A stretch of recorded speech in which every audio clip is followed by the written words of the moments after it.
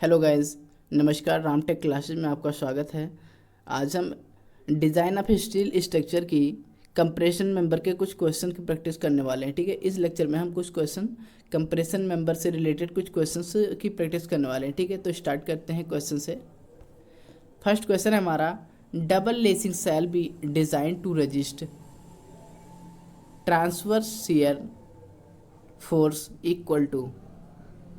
Question कह रहा है कि दोहरी जालक के, ठीक है, कितने परसेंट के बराबर होता है। ठीक, क्योंकि परसेंटेज में दिया है कितने परसेंट के बराबर होता है अनुप्रस्थ शियर को सहन करने के लिए। मतलब क्वेश्चन कह रहा है कि डबल लेसिंग की डिज़ाइन करते हैं तब, ठीक है, डबल लेसिंग की डिज़ाइन करते हैं तो रेजिस्टेंस जो शियर फोर्स होता है कितना होता है। ठीक है, ऑप्शन दिया गया है कि 2.5% है किसका, पी क्या होता है, कॉलम का कुल भार, कॉलम पर जो आने वाले यानी कॉलम पर जो भी एक्सियल फोर्स लग रहा है उसका 2.5%। नेक्स्ट ऑप्शन दिया है 3.75% ऑफ टोटल लोड। ठीक है, नेक्स्ट है 5% ऑफ टोटल लोड, 1.25% लोड। ठीक है, ध्यान रखेंगे कि यहाँ पर जो शियर फोर्स का रेजिस्टेंस शियर फोर्स की डिज़ाइन करते हैं, ठीक है, तो वो 2.5% आप होता है किस चीज़ का, टोटल लोड का, 2.5% आप टोटल लोड। ठीक है, नेक्स्ट क्वेश्चन है हमारा,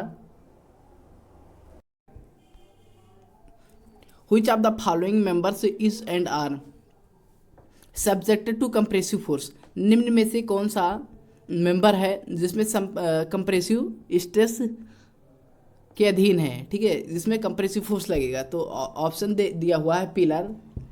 नेक्स्ट ऑप्शन है कॉलम एंड स्ट्रट। तो ये पिलर, कॉलम और स्ट्रट ये सब क्या होते हैं, ये सब होते हैं कंप्रेसिव मेंबर। ठीक है, ध्यान रखेंगे ये क्या होते हैं, कंप्रेसिव मेंबर। ठीक है, तो कंप्रेसिव फोर्स लग रहा है तो कंप्रेसिव स्ट्रेस ही इस कंप्रेसिव स्ट्रेस जनरेट होगा, यानी कंप्रेसिव स्ट्रेस के अधीन है। ठीक है, सब्जेक्टेड टू कंप्रेसिव स्ट्रेस। तो ये सभी ऑप्शन क्या होंगे, करेक्ट ऑप्शन होंगे, क्योंकि सभी ऑप्शन क्या है, कंप्रेसिव मेंबर हैं। ठीक है, नेक्स्ट क्वेश्चन है हमारा, क्वेश्चन दिया गया है match list first and list second. Match list first to with list second, मतलब फर्स्ट लिस्ट को सेकंड लिस्ट से मैच कराना है एंड सिलेक्ट करेक्ट आंसर। ठीक है, तो एक साइड दिया है टाइप्स ऑफ स्ट्रेस और एक साइड दिया है परमिसिबल स्ट्रेस, कि बेंडिंग स्ट्रेस का परमिसिबल स्ट्रेस कितना होता है। बेंडिंग स्ट्रेस का परमिसिबल स्ट्रेस होता है 0.75 FY। ठीक है, नेक्स्ट ऑप्शन दिया है बियरिंग स्ट्रेस। बियरिंग स्ट्रेस का परमिसिबल स्ट्रेस कितना होता है, परमिसिबल स्ट्रेस होता है 0.40 FY। ठीक है, मैक्सिमम शियर स्ट्रेस यानी मैक्सिमम शियर स्ट्रेस, अधिकतम कर्तन प्रतिबल कितना होता है 0.45 FY। ठीक है, तो फर्स्ट का ऑप्शन है ये का फर्स्ट, बी का नहीं, फर्स्ट का थर्ड हो जाएगा। ठीक है, फर्स्ट का थर्ड ऑप्शन हो जाएगा। सेकंड का कौन सा है, थर्ड है, सेकंड का थर्ड है, नहीं सेकंड का फर्स्ट है। ठीक है, सेकंड का फर्स्ट ऑप्शन है और थर्ड ऑप्शन का है सेकंड। ठीक है, तो 3, 1, 2 हो जाएगा करेक्ट ऑप्शन। तो यहाँ पर करेक्ट ऑप्शन है सी पार्ट। ठीक है, नेक्स्ट क्वेश्चन है हमारा, if the length of column is less than 8 times of its least lateral dimension then the column is said to be. Question कह रहा है,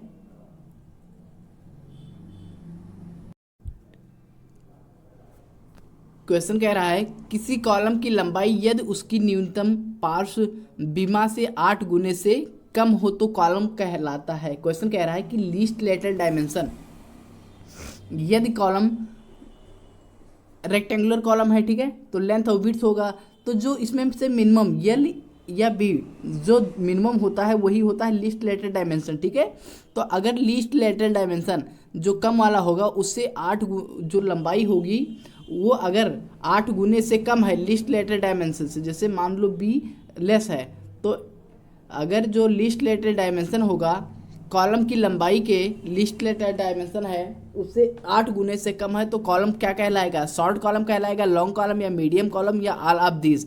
तो यहाँ पर करेक्ट ऑप्शन हो जाएगा शॉर्ट कॉलम। ठीक है, क्या कहलाएगा, शॉर्ट कॉलम कहलाएगा। ठीक है, तो करेक्ट ऑप्शन यहाँ पर हमारा हो गया बी पार्ट। ठीक है, नेक्स्ट क्वेश्चन देख लेते हैं। नेक्स्ट क्वेश्चन है हमारा, ये चैनल कंसिस्ट ऑफ। क्वेश्चन कह रहा है कि एक चैनल में शामिल होता है, क्या क्या चीज़ शामिल होती है, 2 वेव शामिल होता है या 2 फ्लेंज शामिल होता है या 2 वेव या दो वेव और दो फ्लेंज शामिल होते हैं, या one web and two flange शामिल होता है। ठीक है, तो देख लेते हैं, पहले चैनल को बना करके देख लेते हैं क्या क्या शामिल होता है। जैसे मान लेते हैं आई सेक्शन है। ठीक है, आई सेक्शन है, अगर आई सेक्शन है तो उसमें क्या, इसे क्या कहते हैं, इसे कहते हैं फ्लेंज। ठीक है, इसे भी कहते हैं फ्लेंज, तो यानी दो फ्लेंज हो गया। और इसे क्या कहते हैं, इसे कहते हैं वेव। ठीक है, अगर ये है सेक्शन, ठीक है, चैनल सेक्शन ये है, तो इसमें भी ये फ्लेंज होगा, ये फ्लेंज होगा, यानी दो फ्लेंज है, और ये क्या होगा, वेव होगा। ठीक है, तो हमें क्या दिखाई दे रहा है, हमें दिखाई दे रहा है कि दो फ्लेंज और एक वेव शामिल है। ठीक है, तो करेक्ट ऑप्शन क्या हो जाएगा, डी पार्ट। ठीक है, वन वेव और टू फ्लेंज शामिल है। क्या चीज़, वन वेव और टू फ्लेंज शामिल हैं। ठीक है, वन वेव और टू फ्लेंज शामिल हैं। करेक्ट ऑप्शन हो जाएगा यहाँ पर डी पार्ट। ठीक है, नेक्स्ट क्वेश्चन देख लेते हैं। If the effective length of compressive member whose both ends are fixed in both in position only. ठीक है, क्वेश्चन कह रहा है यदि इफेक्टिव लेंथ पूछा है। ठीक है, यदि कंप्रेशन मेंबर है जिसकी दोनों भुजाएं, दोनों इंड्स क्या हैं, दोनों इंड्स हैं फिक्स्ड। ठीक है, बोथ इंड्स आर फिक्स्ड, दोनों सिरे जो हैं वो फिक्स्ड हैं, यानी ठीक है फिक्स्ड इन पोजीशन है। ठीक है, तो क्या होगा, एल इफेक्टिव कितना होगा, एल इफेक्टिव कितना होगा। ठीक है, देख लेते हैं कितना होगा एल इफेक्टिव कितना। यहाँ पर सभी कंडीशंस देख लेते हैं कि जब दोनों इंड फिक्स्ड होते हैं, ठीक है, तो क्या होता है, एल इफेक्टिव एक फिक्स होता है, एक फ्री होता है, तो फिर क्या होता है। ठीक है, तो यहाँ पर देख लेते हैं सभी कंडीशंस कि किसके लिए कितनी वैल्यू होती है। ठीक है, तो अगर दोनों इंड फिक्स होते हैं, ठीक है, जब दोनों इंड क्या हों, जब दोनों इंड फिक्स हों, तो एल इफेक्टिव की वैल्यू जो होती है हमारी, जो एल इफेक्टिव की वैल्यू होती है 0.65 एल होता है। ठीक है, ध्यान रखेंगे, एक है जब फिक्स होगा, एक इंड रहेगा जब फिक्स। ठीक है, एक इंड रहेगा फिक्स्ड और दूसरा रहेगा हिंज्ड। ठीक है, दूसरा इंड रहेगा हिंज्ड। ठीक है, तो एल इफेक्टिव इक्वल टू होता है, एक फिक्स रहेगा एक हिंज रहेगा, तो एल इफेक्टिव की वैल्यू होती है 0.85 एल। ठीक है, ध्यान रखेंगे, जब दोनों फिक्स्ड होंगे इंड तो 0.65 एल होगा, जब एक फिक्स्ड रहेगा एक हिंज्ड रहेगा, ठीक है, या पिंड रहेगा, तो कितना होगा 0.85 एल होगा। ठीक है, ध्यान रखेंगे। नेक्स्ट हो सकता है कंडीशन, जब दोनों इंड क्या हो सकते हैं, जब दोनों इंड हो जाए हिंज्ड। ठीक है, क्या हो जाए, दोनों इंड हो जाए हिंज्ड। ठीक है, हिंज्ड या पिंड हो जाए, तो एल इफेक्टिव हो जाएगा, एल इफेक्टिव की वैल्यू हो जाएगी एल के बराबर। ठीक है, यानी जो एक्चुअल लंबाई है, जो मेंबर की, कंप्रेशन मेंबर की जो एक्चुअल लंबाई है वो हो जाती है एल। ठीक है, अगर एक फिक्स्ड रहेगा, एक इंड हम बोलें कि फिक्स्ड है, दूसरा है फ्री, ठीक है, तो एल इफेक्टिव इक्वल टू हो जाएगा 2L के बराबर। ठीक है, ध्यान रखेंगे, एल इफेक्टिव की वैल्यू हो जाएगी 2L के बराबर। ठीक है, तो चार कंडीशन यहाँ पर देख लिए हमने। ठीक है, ऑलरेडी 4 कंडीशन देख लिए। अब यहाँ पर पूछा है हमसे कि effective length of compression member whose both end are fixed in position. पूछा है कि जब दोनों क्या है, दोनों इंड है फिक्स्ड है। ठीक है, तो क्या बताया था, एल इफेक्टिव इक्वल टू बताया था 0.65 एल। ठीक है, तो करेक्ट ऑप्शन क्या हो जाएगा, यहाँ पर करेक्ट ऑप्शन हमारा हो जाएगा बी पार्ट। ठीक है, ध्यान रखेंगे, करेक्ट ऑप्शन हो जाएगा हमारा बी पार्ट। ठीक है, नेक्स्ट क्वेश्चन है हमारा effective length of a column. ठीक है, effective length of a column effectively held in position at both ends and restrained in direction at one end. Question कह रहा है एक छोर के प्रभाव से, ठीक है, एक छोर के प्रभाव से एक कॉलम की प्रभावी लंबाई दोनों छोर पर स्थित होती है और एक छोर पर दिशा में प्रतिरोध होता है। ठीक है, तो क्वेश्चन कह रहा है, यानी क्वेश्चन कह रहा है हमसे, मतलब यहाँ पर क्वेश्चन कह रहा है कि एक सिरा जो है फिक्स्ड है। ठीक है, एक सिरा क्या है, फिक्स्ड है। ठीक है, दूसरा क्या कह रहा है, दूसरा सिरा जो है हिंज्ड है। ठीक है, क्वेश्चन कह रहा है indirectly effective length of column effectively held in position at both end and restrained in the direction of one end is. Question कह रहा है एक सिरा है फिक्स्ड और दूसरा है हिंज्ड, तो इफेक्टिव लेंथ क्या होगा। ठीक है, इफेक्टिव लेंथ क्या होगा, अभी बताया था 0.8 L, ठीक है। तो करेक्ट ऑप्शन हो जाएगा यहाँ पर हमारा सी पार्ट, ठीक है। नेक्स्ट क्वेश्चन है हमारा, नेक्स्ट क्वेश्चन है the slenderness ratio has which of the following dimensions. Question कह रहा है स्लेंडरनेस रेशियो का इनमें से क्या डायमेंशन होता है या बीमा क्या होती है, ठीक है। तो हमको पता है स्लेंडरनेस रेशियो इक्वल टू क्या होता है, L effective upon r minimum होता है। क्या होता है slenderness ratio, lambda equal to क्या होता है, L effective upon r minimum. R minimum क्या होता है, लीस्ट रेडियस जायरेशन, ठीक है, least radius gyration. Effective L effective equal to L effective तो है यानी प्रभावी लंबाई होता है, ठीक है। जो भी बार बार एल इफेक्टिव निकाले हैं ये इंड कंडीशन पे डिपेंड होता है, जब दोनों सिरे फिक्स्ड हो या फ्री हो या हिंज्ड हो, एक फ्री हो एक फिक्स्ड हो या दोनों फिक्स्ड हो, ठीक है।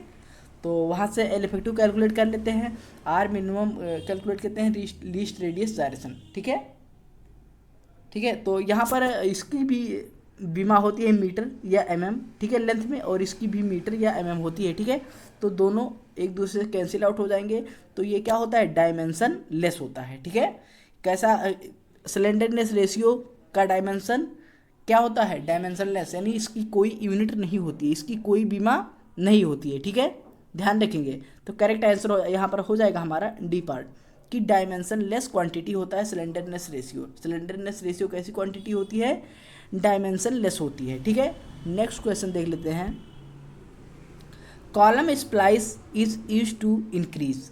क्वेश्चन कह रहा है कि कॉलम स्प्लाइस, ये कॉलम स्प्लाइस किस उपयोग में लाया जाता है, यानी किस उपयोग में क्या उपयोग किया जाता है कॉलम स्प्लाइस को। ध्यान रखेंगे कॉलम स्प्लाइस जब एक यानी कि जब हमको इंक्रीज करनी होती है लेंथ को, ठीक है, ध्यान रखेंगे जब कॉलम की लेंथ को इंक्रीज करने के लिए, ठीक है, उसमें जोड़ लगाया जाता है, ठीक है। उसमें अगर जोड़ की ज़रूरत पड़ रही है तो जब उसमें जोड़ की ज़रूरत पड़ रही है तो किसकी हेल्प से इंक्रीज करते हैं उसकी लेंथ को, कॉलम स्प्लाइस से, ठीक है, कॉलम स्प्लाइस से, ठीक है। करेक्ट आंसर हो जाएगा हमारा लेंथ ऑफ कॉलम स्प्लाइस को जब कॉलम की लेंथ को इंक्रीज करने के लिए क्या करते हैं, दो कॉलम को ऐड करने के लिए, ठीक है, स्टील मेंबर को ऐड करने के लिए कॉलम स्प्लाइस की नीड होती है, ठीक है।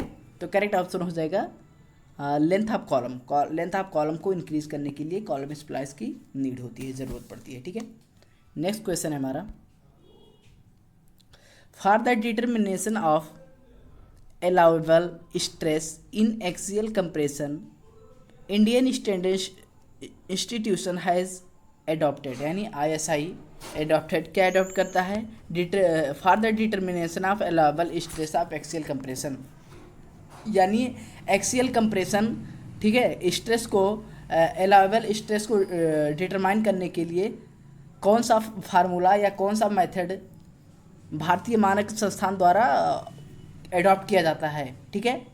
कोई ऑप्शन दिया गया है ऑयलर्स थ्योरम या रैंकाइन थ्योरम या एंजेसर थ्योरम या फार्मूला, ठीक है, या सीकेंट फार्मूला, ठीक है। तो ध्यान रखेंगे कि अलाउबल स्ट्रेस एक्सियल कंप्रेशन में, ठीक है, एक्सियल कंप्रेशन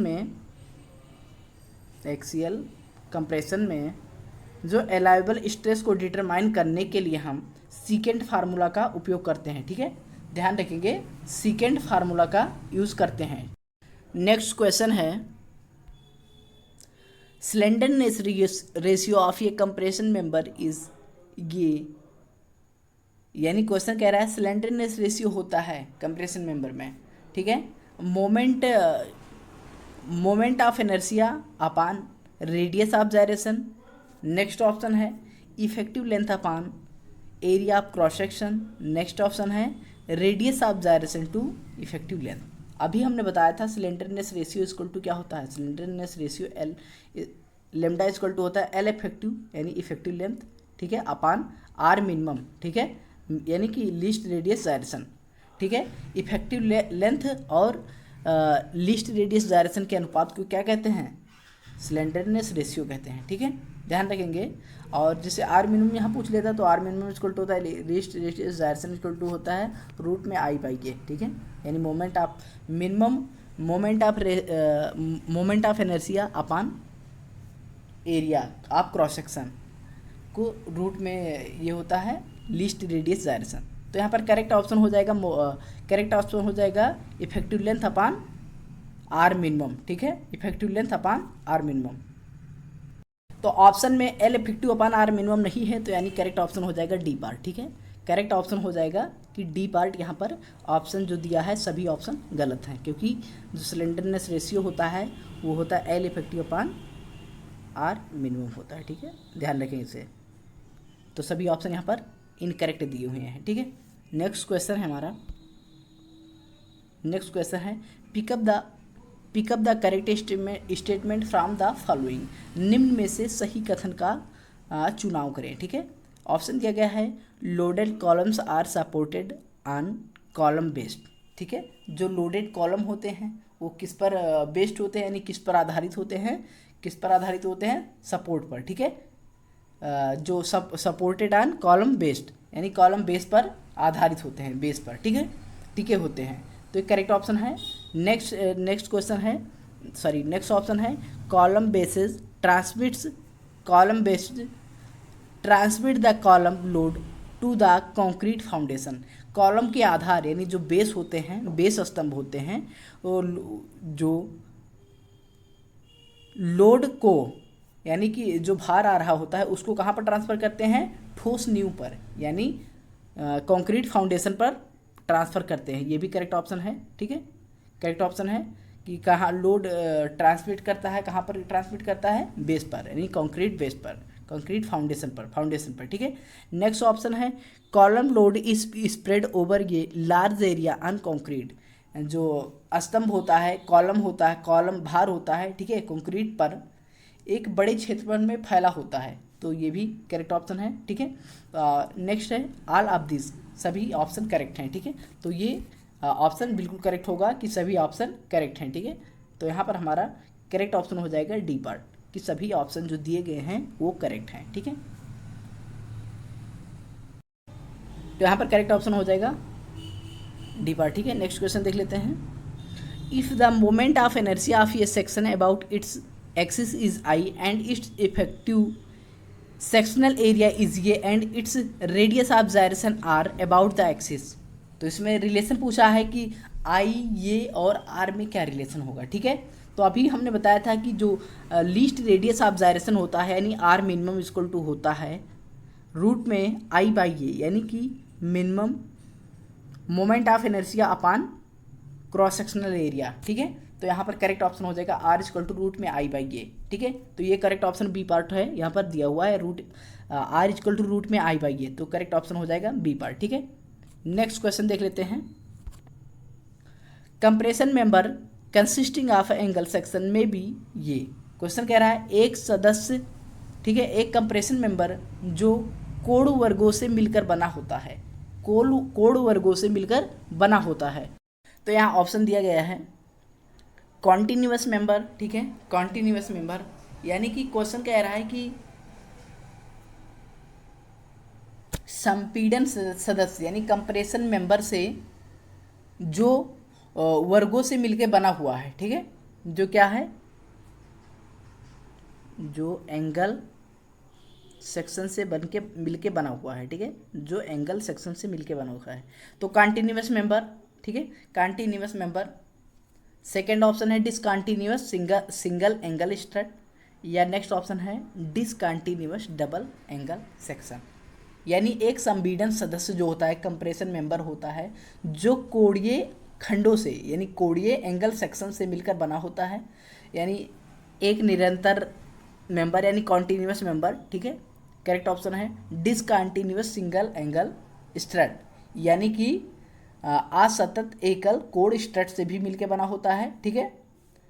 नेक्स्ट ऑप्शन है डिसकॉन्टिन्यूअस डबल एंगल सेक्शन यानी असंतुलित डबल कोण स्ट्रट, ठीक है। ये तीनों होते हैं, ठीक है, क्या होते हैं, ये तीनों होते हैं कंप्रेशन मेंबर, ठीक है, जो क्या है, जो एंगल जो कंसिस्टिंग ऑफ एंगल सेक्शन, जो एंगल से यानी कोण वर्गों से मिलके बने होते हैं, ठीक है।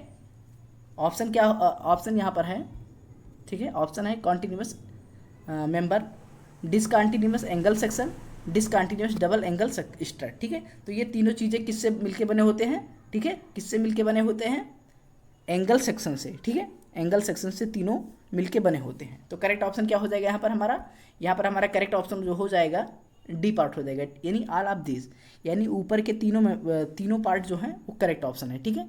नेक्स्ट क्वेश्चन है हमारा, नेक्स्ट क्वेश्चन है tacking rivets in compression plates expose to weather have a pitch not exceeding 200 mm और।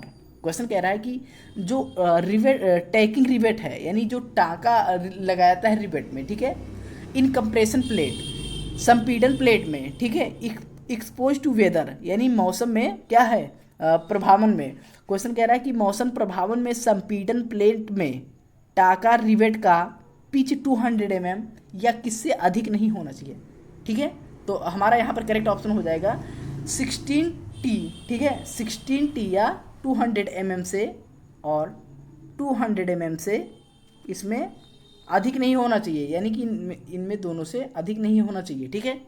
16T या 200 mm, जो T क्या होता है, थिकनेस ऑफ प्लेट, ठीक है, थिकनेस ऑफ प्लेट, ठीक है, 16T या 200 mm से अधिक नहीं होना चाहिए, ठीक है। तो यहाँ पर करेक्ट ऑप्शन क्या हो जाएगा, करेक्ट ऑप्शन हमारा हो जाएगा बी पार्ट हो जाएगा, ठीक है, करेक्ट ऑप्शन हो जाएगा बी पार्ट, 16T या 200 mm से अधिक नहीं होना चाहिए, करेक्ट ऑप्शन हो जाएगा बी पार्ट, ठीक है।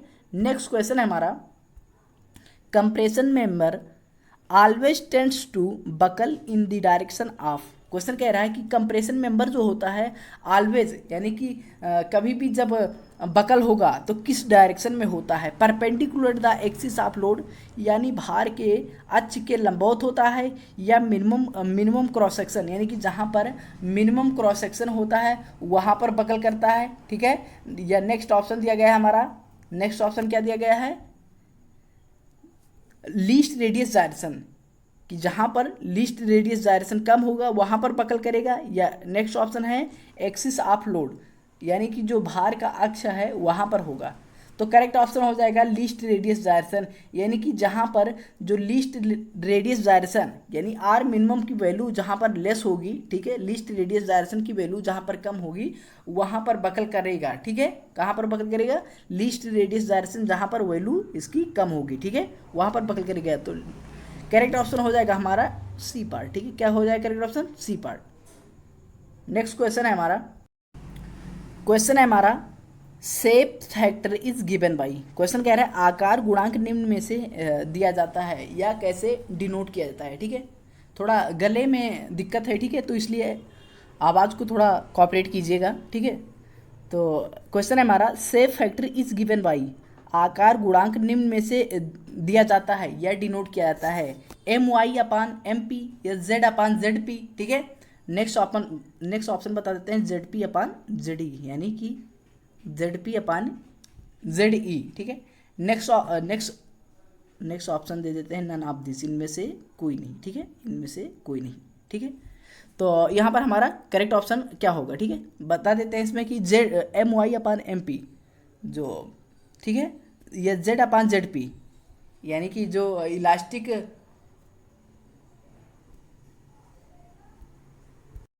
तो यहाँ पर करेक्ट ऑप्शन हो जाएगा हमारा, ठीक है, करेक्ट ऑप्शन हो जाएगा सी पार्ट, ठीक है, क्योंकि जो हमारा शेप फैक्टर एस होता है वो होता है plastic modulus upon elastic modulus, ठीक है, plastic modulus upon elastic modulus. तो करेक्ट ऑप्शन हो जाएगा हमारा सी पार्ट, ठीक है। जिसमें अगर रेक्टेंगुलर की बात करें, ठीक है, रेक्टेंगुलर सेक्शन में जो शेप फैक्टर आता है 1.5 आता है, ठीक है, ध्यान रखेंगे रेक्टेंगुलर फैक्टर में जो शेप फैक्टर आएगा 1.5 आता है, और सर्कुलर आता है, सर्कुलर के लिए जो हमारा शेप फैक्टर होता है उसकी वैल्यू आती है 1.69, ठीक है, 1.69, ठीक है, अप्रॉक्स बोल सकते हैं 1.7, ठीक है, 1.7। तो यहाँ पर हमारा शेप फैक्टर की वैल्यू होगी plastic modulus upon elastic modulus, ठीक है, यानी ZP/ZE। करेक्ट ऑप्शन हो जाएगा सी पार्ट, ठीक है। नेक्स्ट क्वेश्चन है हमारा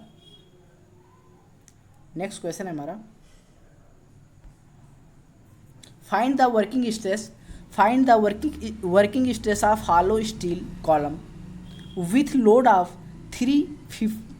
3500 kilo Newton and ultimate stress is 540 Newton पर mm square, use safety factor 5। ठीक है, क्वेश्चन कह रहा है कि 3500 यानी 3500 किलो न्यूटन का भार और 540 न्यूटन पर mm स्क्वायर अल्टीमेट स्ट्रेस दिया है, ठीक है, वाले खोखले स्टील कॉलम पर कार्यकारी तनाव का पता कीजिए। ठीक है, यानी वर्किंग स्ट्रेस हमको पता करना है। हमको दिया है अल्टीमेट स्ट्रेस इक्वल टू क्या, वर्किंग स्ट्रेस इक्वल टू क्या होता है, ultimate stress upon factor of safety, ultimate stress upon factor of safety. ठीक है, अगर हम ज्ञात करें वर्किंग स्ट्रेस, ठीक है, वर्किंग स्ट्रेस इक्वल टू होता है ultimate stress upon factor of safety. ठीक है, फैक्टर ऑफ सेफ्टी, तो यहाँ पर अल्टीमेट स्ट्रेस दिया है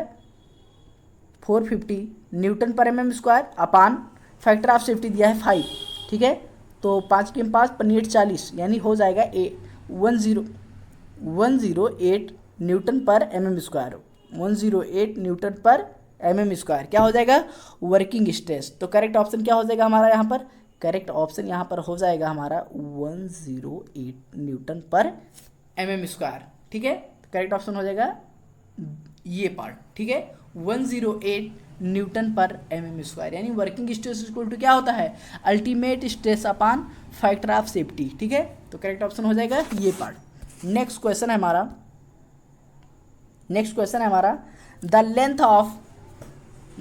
length of lap in compression member is kept greater than ठीक है, greater than bar diameter into permissible stress in column in bar upon 5 times of bond stress. Question कह रहा है कि length of lap in compression member is kept greater than, किससे ज़्यादा, जो बार diameter है, ठीक है, बार डायमीटर इंटू परमिसिबल स्ट्रेस, ठीक है, permissible stress upon 5 times bond stress tau BD। ठीक है, तो यहाँ पर है जो लैप लेंथ होता है, ठीक है, वो लैप लेंथ इससे अधिक, ठीक है, इससे अधिक या 18 टाइम्स ऑफ बार डायमीटर रखा जाता है, 18 टाइम्स ऑफ बार डायमीटर, यानी कि करेक्ट ऑप्शन हो जाएगा हमारा, ठीक है, करेक्ट ऑप्शन हो जाएगा यहाँ पर हमारा 18 टाइम्स बार डायमीटर, या ये जो दिया है diameter of bar into permissible stress upon 5 types of bond stress रखा जाता है। ठीक है, या इससे अधिक या 18 टाइप्स ऑफ बार डायमीटर रखा जाता है। तो करेक्ट ऑप्शन हो जाएगा हमारा बी पार्ट। ठीक है, 18 types of bar diameter. Next question है हमारा, ठीक है, नेक्स्ट क्वेश्चन हमारा in the roof for principal rafter most frequently used section is. Question कह रहा है कि छत के कैंची यानी कि जो स्ट्रट होता है, ठीक है, में मुख्य राफ्टर के लिए अक्षर निम्नलिखित में से किस क्रॉस सेक्शन या किस सेक्शन का उपयोग करा जाता है। ठीक है, 2 channel section, 2 channel placed back to back.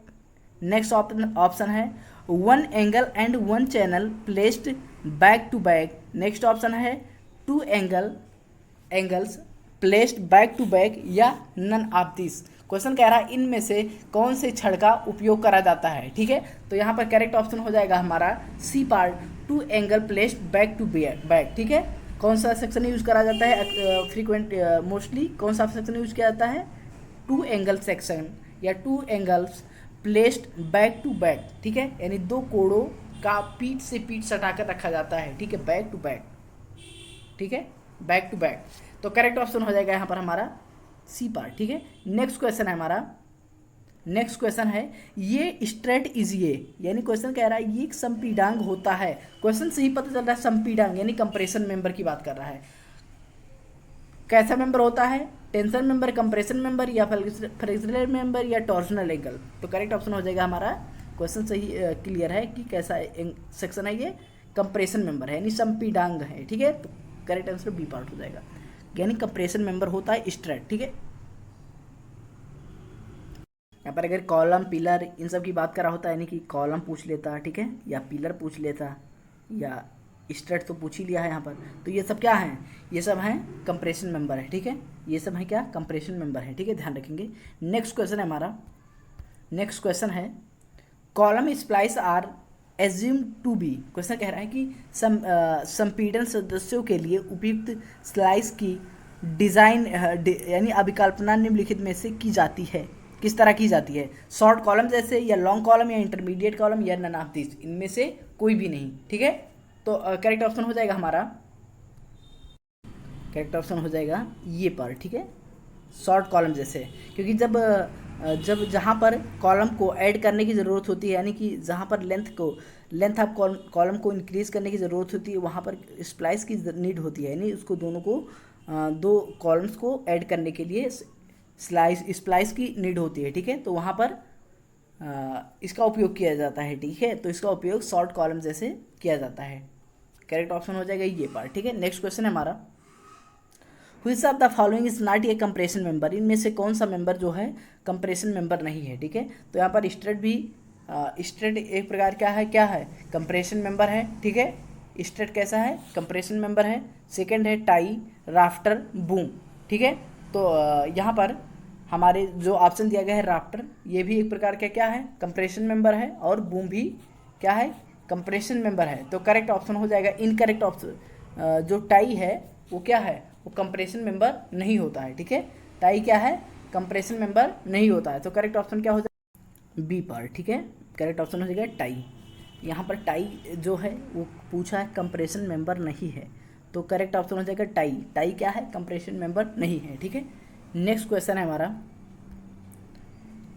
In columns lap length is kept as, यानी स्तंभ में यानी कॉलम में जो लैप लेंथ रखी जाती है वो का मान होता है किसके बराबर है, इक्वल टू डेवलपमेंट लेंथ, यानी जो डेवलपमेंट लेंथ होती है उसके बराबर रखी जाती है, ठीक है, या greater than the development length, development length जो होता है उसके लंबाई के अधिक रखी जाती है, ये जो लैप लेंथ होती है, ठीक है, या लेस देन डेवलपमेंट लेंथ, या डेवलपमेंट लेंथ जो होता है उससे कम रखी जाती है। तो करेक्ट ऑप्शन हो जाएगा equal to the development length, यानी कि जो विकास लंबाई के बराबर रखी जाती है क्या चीज़, लैप लेंथ, ठीक है। कॉलम का लैप लेंथ जो होता है वो डेवलपमेंट लेंथ के बराबर रखी जाती है। तो करेक्ट ऑप्शन हो जाएगा हमारा ये पार्ट, ठीक है, ध्यान रखेंगे, करेक्ट ऑप्शन हो जाएगा ये पार्ट। नेक्स्ट क्वेश्चन है हमारा,